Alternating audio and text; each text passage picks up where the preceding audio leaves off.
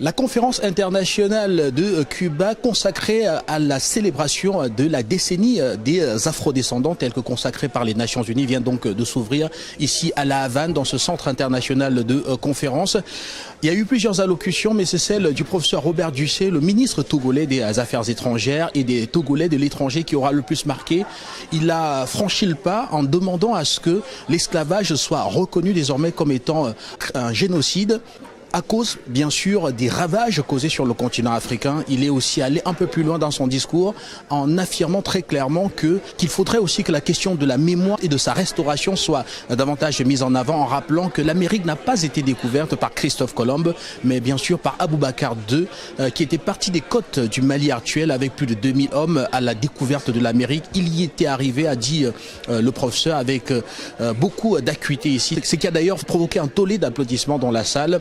D'aucuns estimant que la question de la restauration de la mémoire était très importante afin que les afro-descendants puissent voir leur dignité simplement restaurée, afin que l'on puisse aboutir à cette reconnaissance-là qui devrait normalement permettre une meilleure lutte contre le racisme parce que les mérites des uns et des autres seraient ainsi reconnus. D'ailleurs, je vous propose d'écouter le professeur Robert Ducé et rappeler que cette conférence se tiendra jusqu'au 13 de ce mois de décembre et au terme de cela, bien sûr, on saura exactement ce qui aura été retenu ici et qui servira aussi au 9e congrès panafricain de Lomé. Rappelez que le professeur Ducé a aussi tenu à adresser quelques invitations pour ce congrès panafricain qui devrait, tel que décidé par l'Union africaine, permettre une meilleure intégration dans les décisions qui seront prises sur le continent des afrodescendants. Quand nous venons en Amérique, on nous a fait croire et comprendre pendant des années dans les livres d'histoire que l'Amérique est découverte par Christophe Colomb. Saviez-vous que l'Amérique n'a pas été découverte par Christophe Colomb?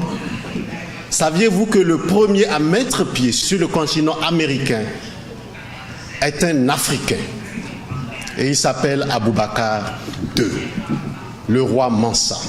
En 1310 déjà, Aboubacar II, avec à peu près 2000 bateaux, a quitté la côte occidentale africaine pour rejoindre le Nouveau Monde, appelé l'Amérique.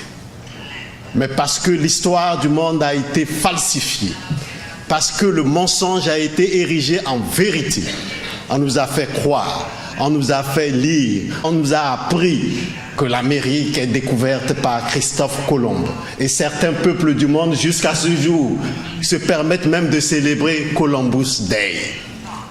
S'il y avait un day à célébrer, s'il y avait un jour à célébrer, ça va être le jour de Mansa ou d'Aboubacar II. C'est ça la vérité de l'histoire. C'est Aboubacar II, en effet, qui a conduit cette expédition et qui a permis aujourd'hui de découvrir ce continent dont vous êtes les vibrants représentants, dont vous êtes les peuples dignes de cette partie du monde. Et nous, venus d'Afrique, nous sommes fiers de venir vers vous. Mais nous sommes également fiers, Madame la Première ministre, Monsieur le ministre, chers invités, parce que Cuba a joué un rôle important. Nous sommes fiers sur 3 points de venir à Cuba, parce que Cuba est l'un des pays qui a accueilli les premiers Africains qui ont été déportés, les premiers Africains qui ont été arrachés à l'amour de leur peuple, de leur continent, de leur terre, et qu'on a amenés ici. Nous sommes fiers aussi de venir vers vous, parce que vous, Cuba, vous aviez joué un rôle important dans l'indépendance des peuples africains et des pays africains. Nous n'oublierons jamais, venus d'Afrique, que c'est grâce à vous et grâce aux vaillants peuples de Cuba, aux combattants cubains, que certains pays africains ont conquis leur indépendance.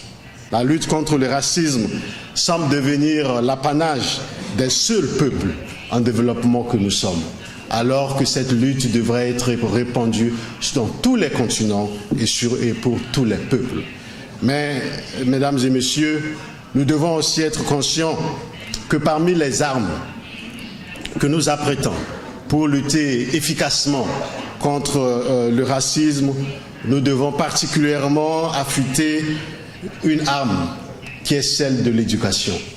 Pourquoi parfois avons-nous peur de dire ce qu'il faut dire et au moment venu? Pourquoi les crimes commis contre certains peuples sont considérés comme un génocide? Nous parlons de l'Holocauste, du génocide. Et pourquoi sommes-nous incapables de dire que les crimes commis contre les peuples africains, que la déportation, l'esclavage est un génocide?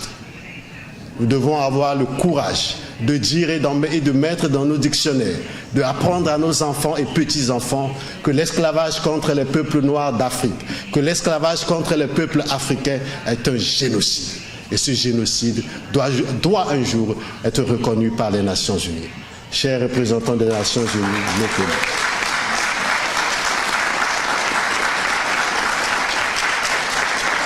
Il est temps que ceux qui ont commis ces crimes contre l'humanité à travers l'esclavage et la colonisation sortent du déni de leurs responsabilités.